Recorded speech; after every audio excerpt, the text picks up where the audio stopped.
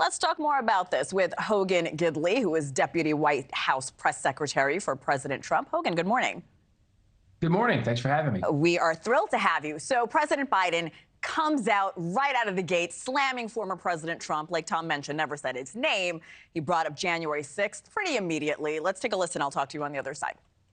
The threat to democracy must be defended. My predecessor and some of you here seek to bury the truth about January 6th. I will not do that. This is the moment to speak the truth and to bury the lies. Here's the simple truth.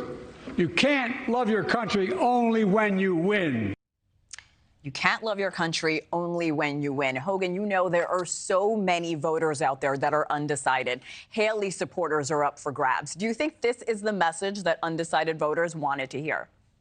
No, not at all. Not even close. In fact, the American people care about the economy. They care about the border. They care about crime. He didn't address any of those things. In fact, he started the speech talking about Ukraine, and he failed to outline any plan for that war to wind down in any form or fashion. He hasn't done that from day one. Instead, he says we're going to help them as long as it takes, quote unquote. No, we're not.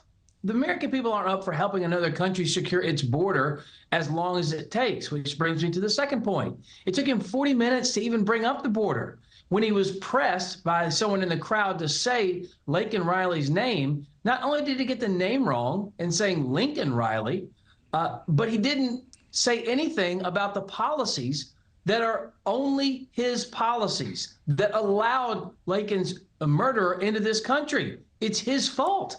He didn't talk about that at all. The economy, he went around on some things and said, oh, the economy was in tatters when I came in. It was on the brink, I think he said. Give me a break. Interest rates were like 1%, 6%. Inflation was at 1.4%. Now it's all skyrocketed. None of the things the American people cared about were addressed like last night at all in any measurable form or fashion. Hogan, I do agree with you that, foreign policy typically doesn't make it to State of the Union addresses. But would you agree that President Biden, at least currently, is a foreign policy president, considering everything that's going on in the world, including Ukraine, including Israel and Gaza? I mean, yeah, because we're in two wars that we weren't in before. He continually compared himself to the previous president in a rancorous, purely partisan speech.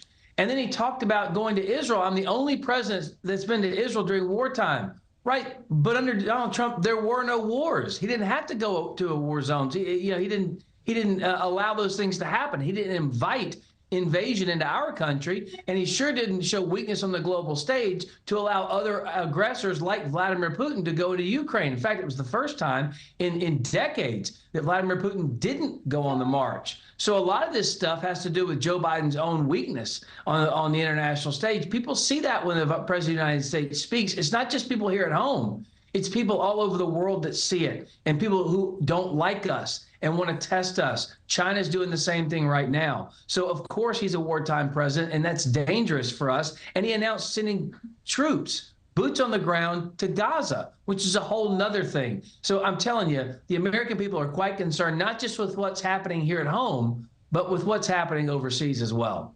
Now, both our former president and President Biden are going to start campaigning. What do you think this is going to look like moving forward until we get to November? Yeah, look, it's going to be about the unique situation we have here. We haven't seen it in a long time, and that is a sitting president with a body of work versus a former president with a body of work. Those two sets of policies affected the American people in different ways, and poll after poll shows the American people like Donald Trump's policies over what Joe Biden has brought us. High prices for gas and for groceries, crime all over our cities, the border wide open, wars around the world. Those are the policies that the American people are beginning to reject. And they're taking a look at Donald Trump again because they remember that time. We used to have to point back to Reagan in the 80s to say, look at how successful we were. Now we can just say a couple of years ago, we had record-setting success and record-setting time, and that has nothing to do with Joe Biden, but instead Donald Trump. And that's what the campaign is going to be about, these issues that affect the American people, none of which Joe Biden addressed last night. We'll certainly be talking about it. Hogan Gidley, thank you so much for your time, sir. Thanks for watching, everybody. Go to joinnn.com to find NewsNation on your television provider. Also, don't forget to click that red subscribe button below to get more of NewsNation's fact-driven, unbiased coverage.